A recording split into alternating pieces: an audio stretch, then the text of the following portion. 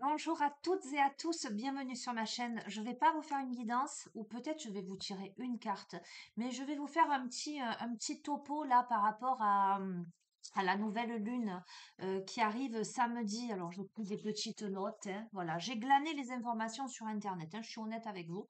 J'ai croisé plusieurs infos pour vous faire un petit topo. Pour quelle raison? Parce que les énergies en ce moment, enfin depuis un petit moment déjà, mais on sent bien que les énergies ça remue et parce que j'ai pas mal de témoignages de nombreuses d'entre vous où je sens que ça brasse, qu'il y a des peurs qui ressurgissent, des doutes, des émotions, etc. Donc ce qui m'a amené à me dire bon, il se passe forcément des choses au niveau planétaire. Je vais aller voir un petit peu.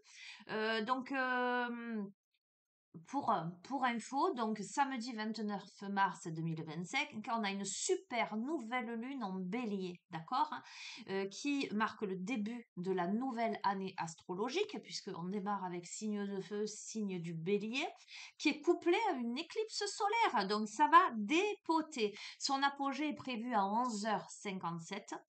Donc, qu'est-ce qu'elle laisse ressurgir cette période-là? Eh bien, j'ai envie de vous dire, avant cette super nouvelle lune, on est là, donc, certainement, au moment où vous allez regarder la vidéo, jusqu'à samedi, donc toute cette semaine un peu, dans des énergies certainement d'introspection, de remise en question, avec des projets, probablement pour beaucoup d'entre vous, des décisions à prendre, mais avec des peurs qui remontent, des doutes qui ressurgissent, le passé qui refait surface parce que ça doit être réglé. On pressent là, avec cette nouvelle lune, que ben, il va falloir faire ressurgir un peu son leadership et se positionner, poser des actes, des actions pour aller de l'avant, d'accord? Donc, vous pouvez vous sentir, déjà, vous pouvez dormir un peu mal et un peu être comme moi, réveillé à 3 heures du mat. Mais voilà, ce que marque cette super nouvelle lune, c'est un nouveau chapitre de votre vie. C'est la porte, en fait, c'est la période vers un nouveau chapitre de votre vie qui va vous demander de vous connecter à votre courage, à votre volonté d'aller de l'avant, en fait, et surtout à incarner votre leadership. D'accord? Donc, on est là sur ce que je vous disais, une période d'introspection, d'évaluation du parcours déjà effectué et de ce qu'il reste à faire. Donc ça peut un peu remuer, un peu est-ce que je suis capable, est-ce que je suis pas capable. Quoi qu'il en soit, on est dans ce truc, on sent, on pressent que le potentiel il est là et qu'il va falloir le réveiller, certainement se mettre un petit coup de pied aux fesses. Mais justement, cette super nouvelle lune en bélier, elle est là pour ça.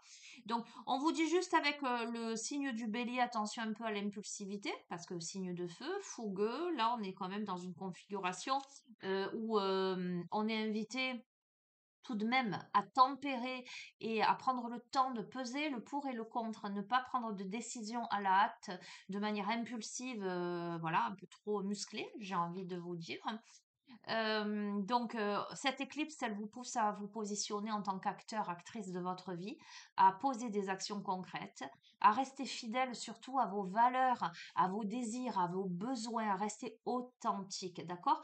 Donc, il est question là de surmonter ces peurs, il est question de se poser les bonnes questions. Donc, probablement pour beaucoup d'entre vous qui êtes sensibles aux astres, d'accord, aux énergies, un peu comme moi, que vous vous étonnez là sur cette semaine à avoir des émotions qui remontent, un passé qui ressurgit, des questionnements, des interrogations, des doutes, avec des projets plein la tête, une sensation de dynamisme et d'entrain, mais en même temps, je me retiens un peu. Est-ce que c'est bien? Est-ce que c'est pas bien? Est-ce que je vais y arriver? Est-ce que ceci? Est-ce que cela? C'est vraiment cette nouvelle lune qui fait bouger des choses pour vous amener le jour J, j'ai envie de vous dire, à partir de là, à poser les actions que vous devez poser avec fermeté, d'accord? En accord avec l'être que vous êtes et surtout avec conviction, j'entends. D'accord? Donc voilà, je vous ai fait ce petit topo parce que par rapport aux retours, nombreux retours que j'ai de votre part. Tiens, on m'amène sur les chemins de l'éveil, donc chose promise, chose due. Je vous prends une carte des chemins de l'éveil avec un petit... ce sont des poèmes hein, que j'aime beaucoup. Je vous lis le poème et puis voilà. Allez, en lien avec cette nouvelle lune et cette éclipse, cette nouvelle lune en bélier. Alors, encore une fois, je ne suis pas astrologue. J'ai glané les infos sur le net, hein, je suis complètement transparente avec vous, mais ça confirme tout à fait mon ressenti. Mais après, évidemment, sur le net, vous allez trouver diverses interprétations. Moi, je vous donne celle qui correspond à mes ressentis, évidemment. Hein. Allez. Eh bien, regarde, on tire la carte de l'espoir. D'accord? Le bélier, signe de feu, on a quand même... C'est très fougueux, tu vois, on dirait un feu d'artifice. Magnifique, hein? En plus, tu veux que je te dise, depuis le temps que j'ai ce jeu, c'est la première fois que je tire cette carte. Je la découvre. Carte numéro 3, je vais te lire l'espoir. Donc, certainement que cette nouvelle lune t'amène l'espoir. J'entends la concrétisation de tes rêves. L'homme est un corps où l'âme tient à la symbolique du cœur. Une puissance d'amour infini comme une poudre d'or qui protège fragilement face à l'expérience de la peur. Une émotion un peu trop vive, les tissus tremblent. Une pensée qui soudain nous enivre, la quiétude en branle. L'homme est la force de la fragilité, rien n'est plus simple. Il rend d'être soi le défi relevé, nul n'y est plus humble.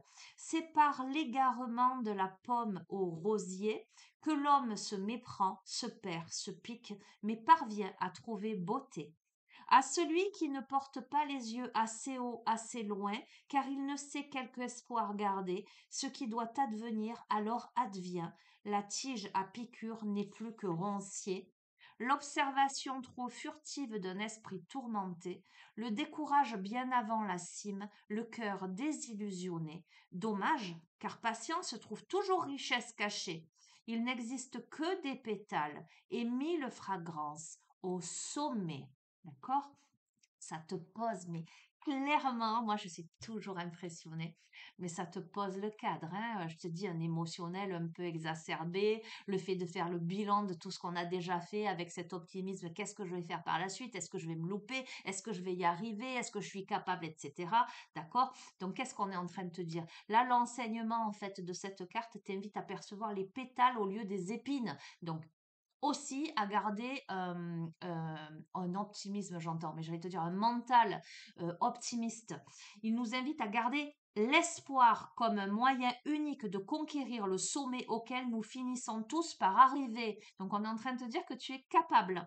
Cet enseignement nous promet fragrance dans l'espoir et nous encourage à nous égarer de la pomme, fruit de la tentation, à la rose, symbole ici de la beauté. Autrement dit, ce qui nous tente en premier, car plus facile d'accès, n'est pas toujours ce qu'il y a de meilleur pour nous au final. Il y a fort à parier que lorsque on pioche cette carte, vous êtes en questionnement concernant votre valeur et ce à quoi vous pouvez prétendre. Peut-être même avez-vous perdu l'espoir, il est temps de le retrouver. Tu vois ce que je t'ai dit? Tu fais le bilan, mais tu te demandes, tu te dis, j'ai des projets. Est-ce que je suis capable? Est-ce que je vais y arriver? Est-ce que ceci, est-ce que cela? C'est une question de valeur. OK? Donc, on te dit quoi? Eh bien, on est en train de te dire, arrête de te prendre la tête. Tu es tout à fait capable. D'accord? On te dit de remettre un peu de beauté dans ta vie. D'accord? C'est l'essentiel. Remets de la beauté, remets de l'espoir, remets de l'optimisme. On te dit de programmer, remets de la joie. Alors, je fais un petit coucou à Coco, hein, elle comprendra pourquoi. Fais des sorties théâtre, fais des soirées de jazz, va danser, fais-toi beau, fais-toi belle. Offre-toi un rosier, cultive-le avec amour, prends-en soin, regarde-le grandir.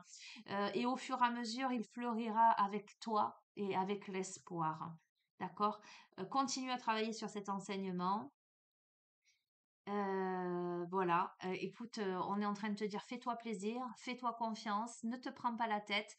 On est en train de te dire que voilà, cette période, elle est charnière, pour démarrer un nouveau chapitre de ta vie. Si tu sens qu'il y a un peu de l'anxiété, qu'il y a un peu des peurs, qu'il y a des doutes et cetera, mets de la joie dans ta vie, va danser, sors avec des amis, mets de la musique joyeuse et cetera et cetera. Bon, je suis bien contente de t'avoir fait cette vidéo. Je sais que ça parlera à plein de personnes. En tout cas, si ça peut vous donner une, comment dirais-je, une compréhension de ce que peut-être vous êtes en train de vivre. Voilà, sachez que oui, les astres influent énormément sur l'émotionnel et que il suffit de le savoir et de savoir quoi faire pour contrecarrer ça. Optimisme, joie, pétillant. D'accord? Ok, je vous fais d'énormes bisous. Je pense fort à vous tous. Je vous serre fort contre moi et je vous dis à bientôt. Allez, courage! C'est le début de l'année astrologique, hein. Ok, donc il faut qu'elle commence bien.